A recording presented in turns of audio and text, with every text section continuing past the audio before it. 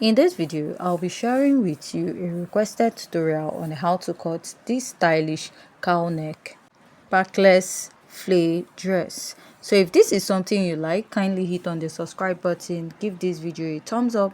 So let's dive right into today's video. Now to start, marked out my basic measurement, which is my shoulder to bust, under bust, waist, and I marked 7 inches for my hip, and I'm using the lower part as the full length of this dress. So after I'm done marking this, I'm just going to go ahead to mark my shoulder divided by 2, and from here I'll come down by 1 inch. Here I'll mark a basic neckline of 3 inches, and I'll go ahead to connect this all the way up to that neckline. Next, I'm going to find my chest line, which is my bust circumference divided by 6 plus 1.5 inches.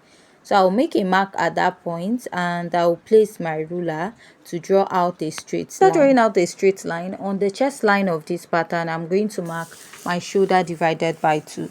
Now I'm going to place my ruler and I will draw out a straight line at that point. So after I'm done marking that, I'm going to go ahead to divide what I have at the armhole into 2. Come out by ½ inch at this point, and I'll go ahead to mark my bust circumference divided by 4. I'll place my curve drill, connect it all the way up, and then connect it to the bust circumference divided by 4. After I'm done marking this, I'm going to go ahead to insert my measurement. Mark my bust circumference divided by 4 and then add a sewing allowance. So for this pattern, I'll just add ½ inch on top. Here I'll mark my under bust circumference divided by 4 and I'll add ½ inch for sewing allowance. So for the waistline, I'll mark my waist circumference divided by 4. From the waistline, you can add 1 inch because from the upper part, we are still going to trace it out. From the hip, mark your hip circumference divided by 4 and add a sewing allowance. Now going over to the gown length, mark your hip circumference divided by 4, add an extension of 3 to 4 inches and add ½ inch for 1 inch for your sewing allowance. Now I'll place my ruler to connect. I'll go ahead to place my ruler and I'm going to connect this starting from the bust to the under bust, and I'll go ahead to take this all the way to the hip point of this pattern and I will connect.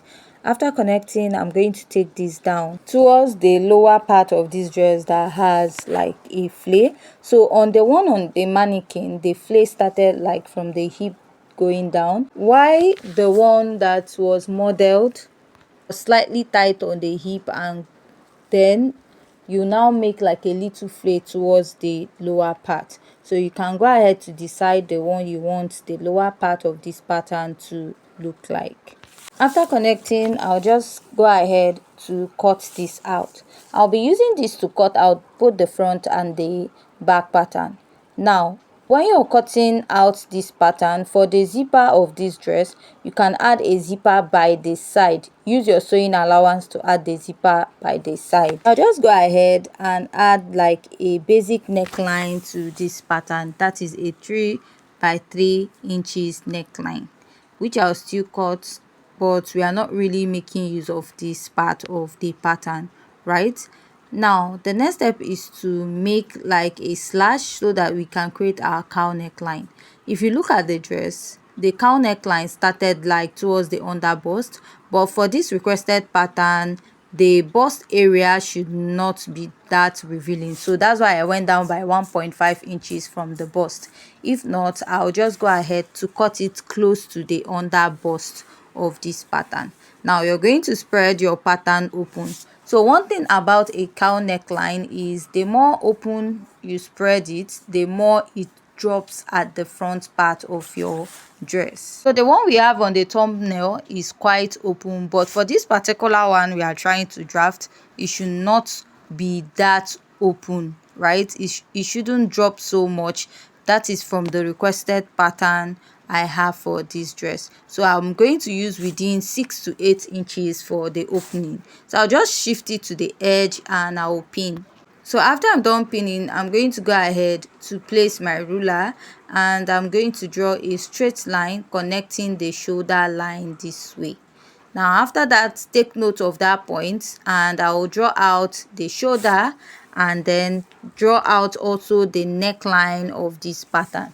You notice this pattern is a backless dress, right? So we are also going to make this pattern also a backless dress for this pattern. Now from the neckline area, I'll come in to make this pattern, the sleeve part, a little smaller. But before that, I'll just cut out the parts that I don't need for this pattern. So I'll just close up this pattern and I will pin it down. So I'm just trying to draw out the halter neck effect. So you can use any neckline measurement of your choice starting from 2 inches. So what I'll do now is I'll go ahead to trace this all the way going down to the waistline of this pattern. I slightly went above the waistline so that it won't be so low on the waistline. So now I'll just reconnect this part that I did not mark out on the actual pattern paper. So I'll just replace it just to make sure I am in order and I don't mistakenly cut out the part I'm not supposed to cut. So after blending it out, I'll go ahead to cut this out. Now I'll just go ahead to cut this out. So if you notice, after cutting out, we'll have an opening at this part. I'm just going to bring the other part that I cut out so that you understand. You notice this part that we cut out now.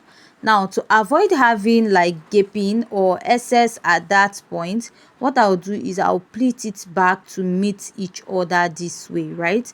At that point, I'll pleat it to meet each other. That way I won't have any gaping. Now you're now going to cut out your neckline, the strap for your neckline.